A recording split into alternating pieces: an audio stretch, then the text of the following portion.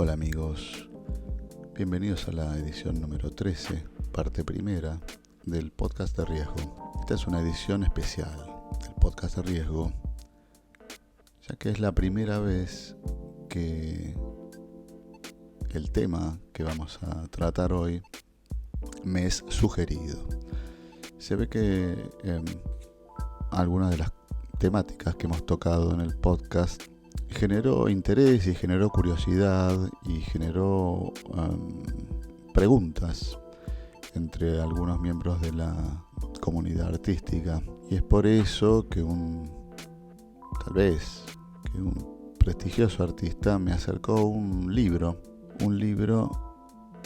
que se llama, traducido al castellano, La muerte del artista. Este libro lo escribió un cronista, no necesariamente vinculado a la actividad artística, que se llama William Deresiewicz.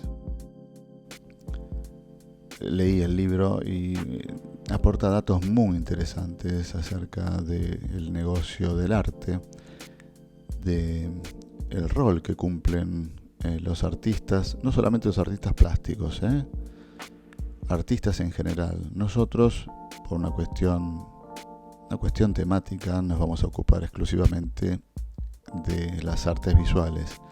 Bueno, el libro, como decía, es muy interesante, aporta muchos datos, aporta muchas cifras que a mí particularmente me sorprendieron bastante. Pero a su vez, justamente por eso es la primera parte, creo que abordar este tema de hacer una especie de revisión crítica de este libro amerita unas palabras previas, que en realidad es un podcast previo, que tiene como propósito hacer un ejercicio de imaginación, ¿no? Imaginemos que una pareja de veraneantes norteamericanos viaja a Europa a hacer unas vacaciones, y en una parada en Londres compran un cuadro que cualquiera que lo mira podría decir, esto es algo que quedó tirado en el depósito o en la buhardilla de alguien, y ahora lo está vendiendo en una venta de garage, prácticamente deteriorado, despintado, a su vez pintado encima, y lo compra por 45 libras. Esta pareja compra ese cuadro por 45 libras. Esta gente vuelve a su país de origen y tiene colgado ese cuadro una pared de su casa durante varias décadas, hasta que ambos mueren. Bueno, todo ese acervo, muebles, vajilla, cuadros, imaginemos que todo eso pasa a ser parte de la herencia de un sobrino que vive en la ciudad de Houston. Esto ocurre en el año 87. La compra del cuadro ocurrió en el año 1958.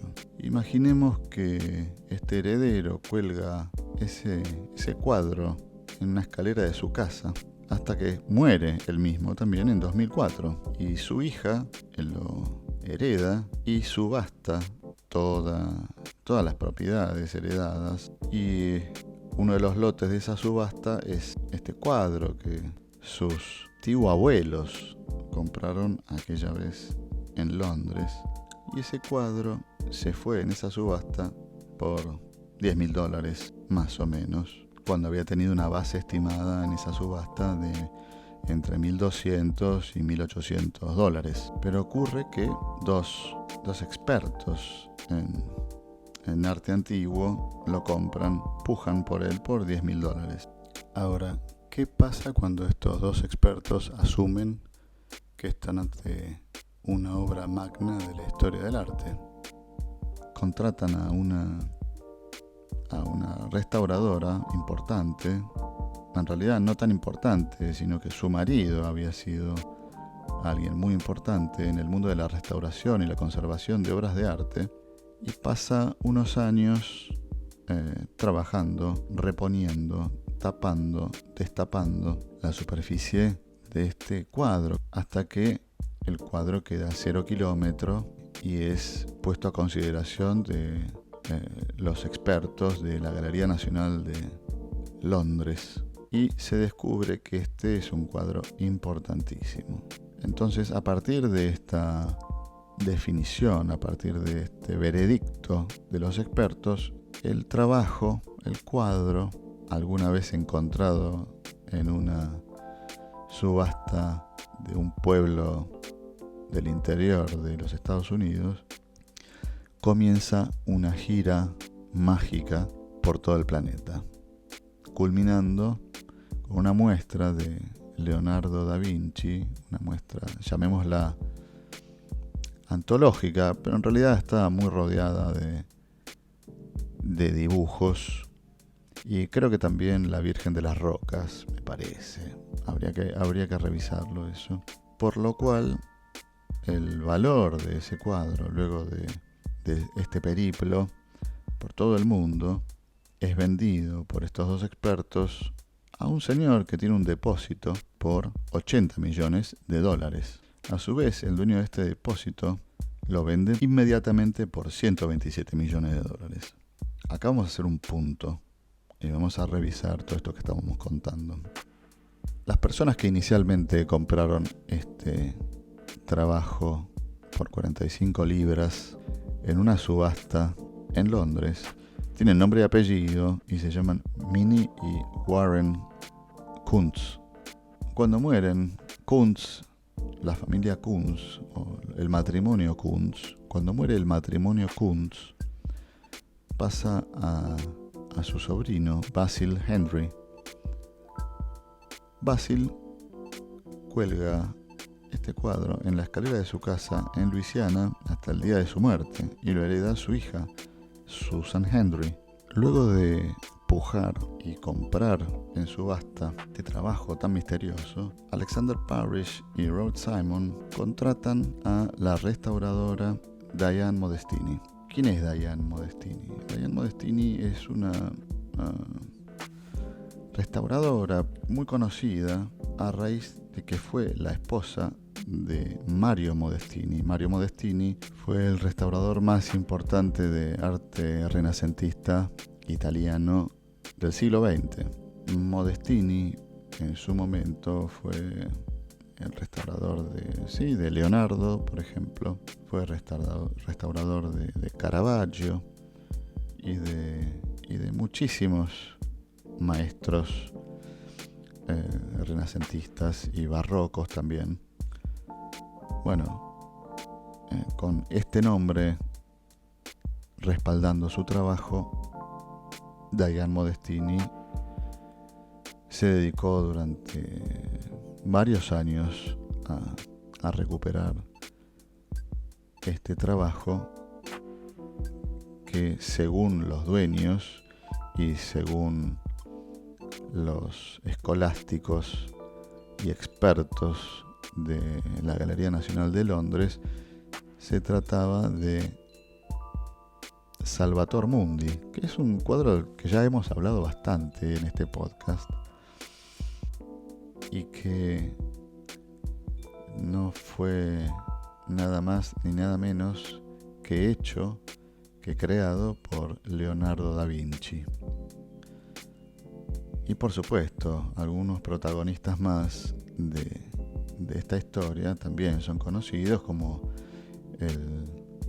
este señor Dmitri Ribolovlev, el oligarca ruso que le compró varias obras de arte a Yves Bouvier, aquel, ¿se acuerdan? Creo que en el podcast número 3 le compró muchísimas obras de arte por el doble del valor, como decíamos, a Yves Bouvier. Y bueno, Ribolovlev, ofuscado por la estafa a la cual aparentemente había sido sometido, se ocupó puntillosamente de poner a remate todo lo que había comprado, entre ellos Salvator Mundi, que fue a su vez comprado por aquel príncipe de Arabia Saudita por $450 millones. Esto ocurrió en el año 2017 y desde ahí hasta hoy ha pasado mucha agua bajo el puente y se han observado cosas, por ejemplo, en la restauración, por ejemplo, en el criterio de otros expertos. Cuando hace unos años, yo creo que fue en el 2017 o el 2018, el Museo del Louvre puso de pie una muestra antológica de Leonardo da Vinci. El príncipe de Arabia Saudita intentó por todos los medios que su nueva compra, su nueva adquisición, sea mostrada también en esa antología del Louvre, justamente al lado de la Mona Lisa. El asunto es que las autoridades del museo dijeron no, de manera diplomática, ¿no? Como se hablan estas cosas, que no había lugar para Salvator Mundi al lado de la Mona Lisa y otros trabajos, pero específicamente al lado de la Mona Lisa. Lo que provocó un malestar diplomático que generó muchas idas y vueltas entre el presidente Macron y el heredero de la corona saudí. ¿Qué quiere decir esto? ¿A qué apuntamos con todo este preludio, con todo este prefacio que estamos haciendo en este momento? Porque desde la subasta en la cual se hizo pública la existencia de este hipotético trabajo de Leonardo da Vinci, ocurrieron muchísimas cosas que cuestionaron la autenticidad del trabajo, o cuanto menos la participación de Leonardo en la factura del trabajo. Hay en el medio también una infinidad de documentación audiovisual, reportajes y entrevistas a la restauradora Diane Modestini, hablando de los indicios que ella tuvo para estar segura de que se trataba de una obra del maestro Leonardo da Vinci en persona. Algunos expertos como Lawrence Schaff de la Tate Gallery son bastante prudentes a la hora de entregar su validación, ¿no? Porque, como se sabe, los talleres de artistas en el Renacimiento trabajaban muchísimo por encargo y esos encargos se hacían bajo contrato, y la mayoría de las obras de Leonardo, tanto como las de Miguel Ángel y otros, había contratos de por medio muy específicos en cuanto a la factura, qué pigmentos, qué dimensiones, qué marco, tiempo de entrega y otras especificaciones contenidas en esos contratos. En el caso de Salvator Mundi no la hay, y algunos expertos aseguran que puede ser un trabajo de aprendizaje de alguno o varios discípulos. Por eso, en ese sentido, invito a los amigos que están escuchando este podcast que busquen alguna imagen de las que miles y millones que se han publicado de Salvator Mundi.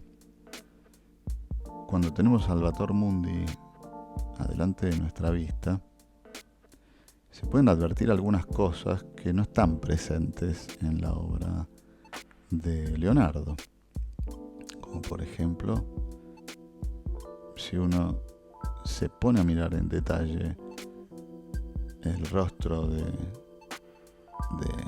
el Hijo de Dios, va a notar que la mirada es una mirada asimétrica. También está el tema de la asimetría en el lado izquierdo del rostro. Tiene una línea muy distinta, mucho más abierta en la mandíbula que del lado derecho, lo cual sería impensado para Leonardo, para la aproximación científica que tenía Leonardo a la pintura.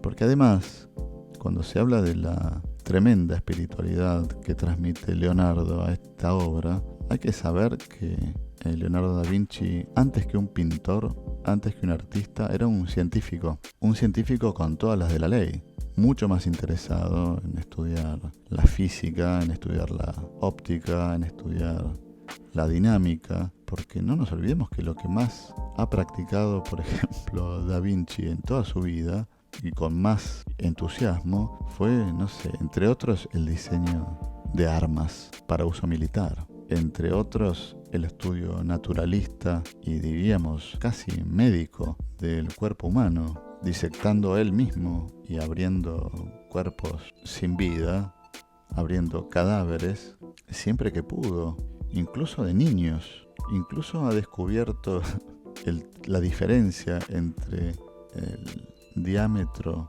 útil de una arteria de un niño y una arteria de un anciano, donde pudo observar que el diámetro de la arteria de un anciano está reducido por, bueno, llamémoslo colesterol. ¿A qué vamos con esto? A que uno puede asumir que para Leonardo sus trabajos pictóricos no tenían la menor importancia en el sentido práctico de la palabra, como que se trataba de, como decíamos antes, ¿no? de una disciplina artesanal más digna para que la realicen sus discípulos a partir de sus ideas y composiciones, que para alguien como él mismo sería raro que Leonardo la haga por iniciativa propia, lo que, digamos, cuestiona mucho la legitimidad de esta obra subastada por la casa de remates Christie's hace, ¿cuándo fue? En el 2017, hace 5 años, 4 años. Pero bien sirvió todo este ejercicio que hemos hecho en el podcast de hoy para darnos cuenta del fenómeno que para la mayoría de los objetos que existen en el planeta Tierra hay un valor intrínseco en el que la mayoría de la gente puede estimar el valor de un determinado objeto, mueble, incluso inmueble, puede estimar el valor, y que en el caso de una obra de arte eso es imposible. Dicho todo esto, los invito a que la semana que viene se acerquen a escuchar la parte 2 de este podcast de riesgo número 13, en el que nos meteremos de lleno a ver de qué se trata el libro La muerte del artista de William Deresiewicz. Chao.